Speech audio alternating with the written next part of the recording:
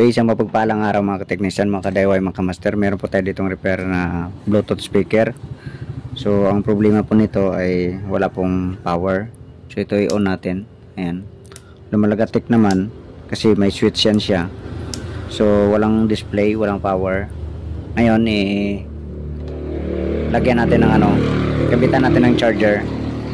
Baka lobat lang. So ayan, nakasaksak na. Ito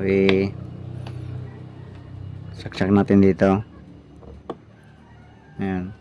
So dapat merong ilaw yan dito sa butas na to. Ayan. So wala. So okay, sige, buksan natin ito. Subukan natin ayusin kung maayos pa. Okay, sige, samahan niyo po ako.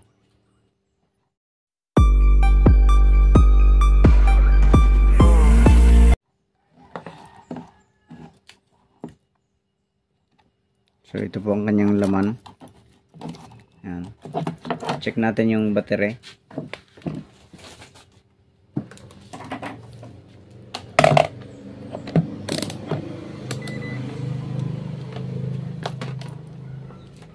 Kasit po tayo sa DC. Ayan. So ito po yung connection ng battery. Check natin kung may voltahe pa ito. So parang wala na.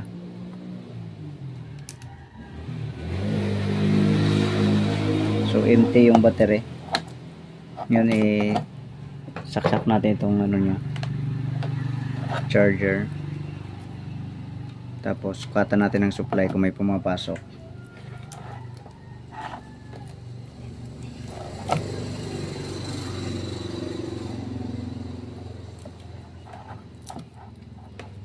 Sukatan natin dito kung may pumapasok. Parang wala. Ito sa na to. Wala rin.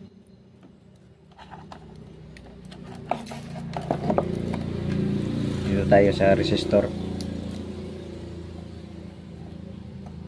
Wala.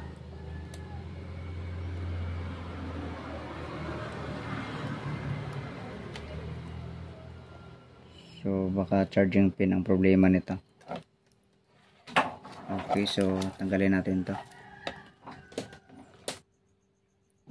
Ito na, natanggal na natin. So tanggalin natin yung battery. Ayan. Tapos tanggalin natin itong port nya, terminal. Ihinang lang natin ng ganito magtanggal.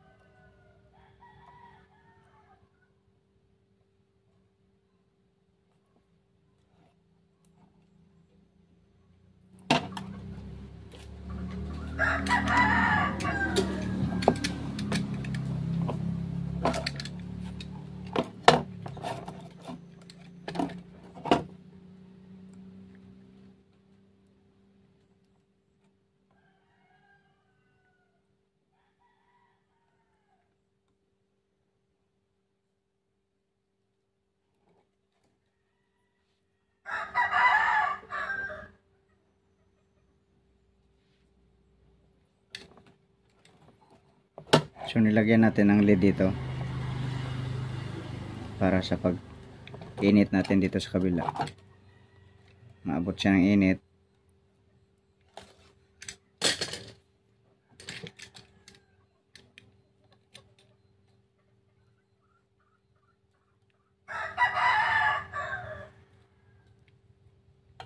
Ayan. So nahulog na. Yan.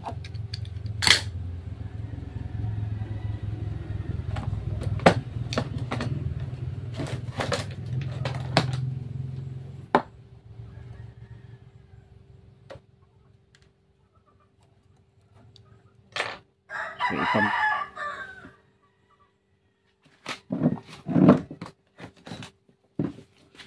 ipump lang natin ito.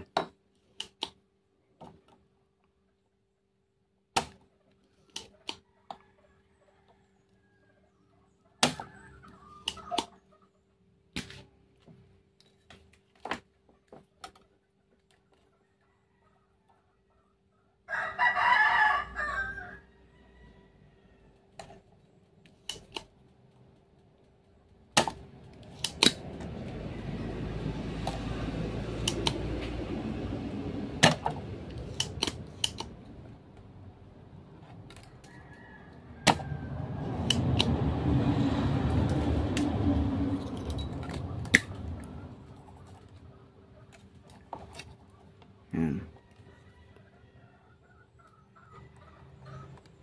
So ito, palitan lang natin ng matulis na tip.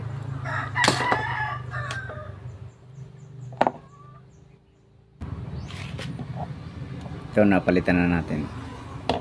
Ito, may pampalitin tayo na bago. Yan. So, salpak lang natin to.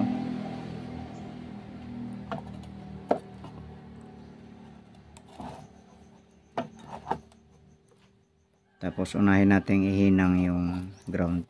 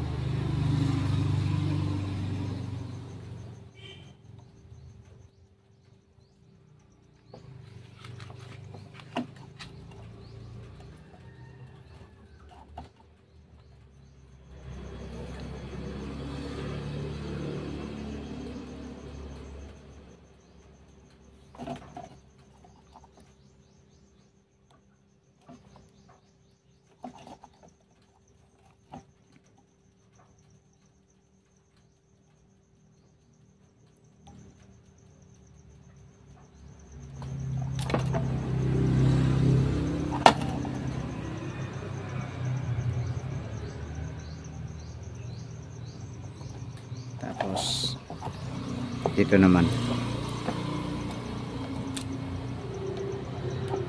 so ingat-ingat lang dito sa ano, importante kasi hindi dapat mag-short dito. Okay, so i-post ko lang muna ang video para makita ko na lang mamaya. So ayan, ikabit na natin. So nilagyan ko lang ng maraming hinang, tapos unti-unti kong tinatanggal. So kabit na natin yung ano, battery.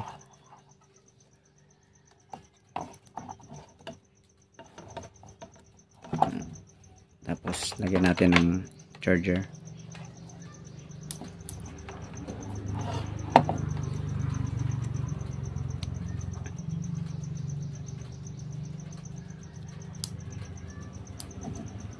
So hindi makailaw. Tanggalin natin yung battery. Ayun, umiilaw na siya, pero check natin yung output.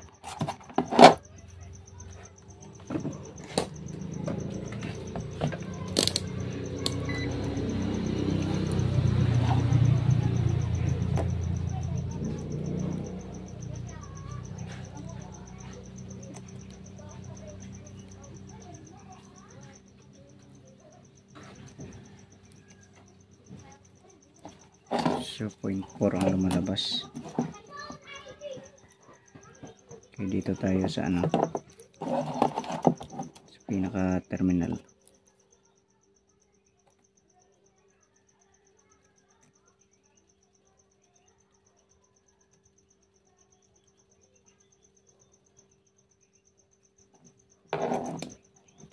Wala.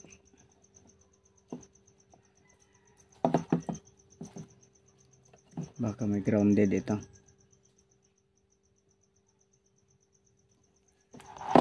Okay.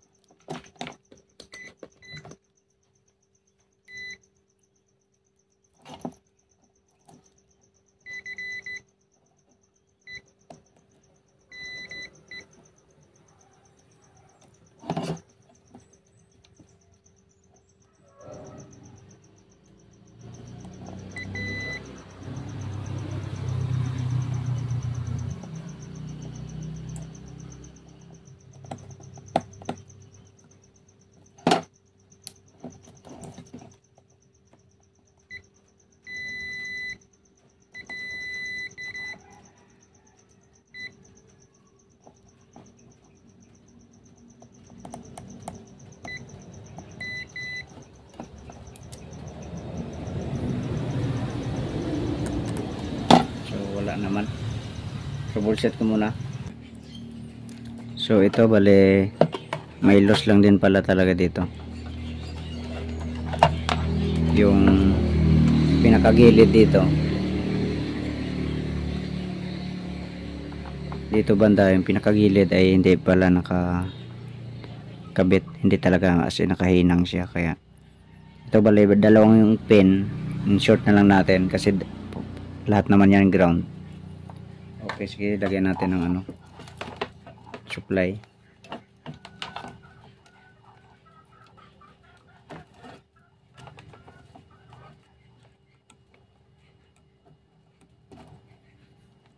On natin. Ayun, may ilaw na. May ilaw na. Ito, may ilaw na. Ayan. So, sukatin nga natin yung voltahe.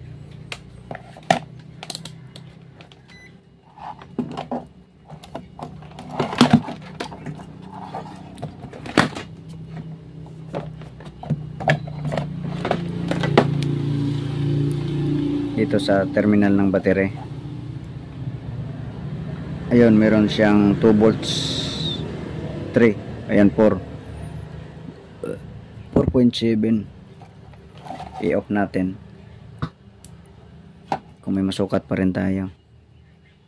Ayun, 5 volts na. Ayan, so ibalik natin yung battery. So hindi pa siya umiilaw, naka-off yan. Ayun, umiilaw na paglagay ng battery. So ayan. So siguraduhin lang talaga na lahat ng connection dito hindi pwede mag-short, magdikit yung positive at saka yung negative.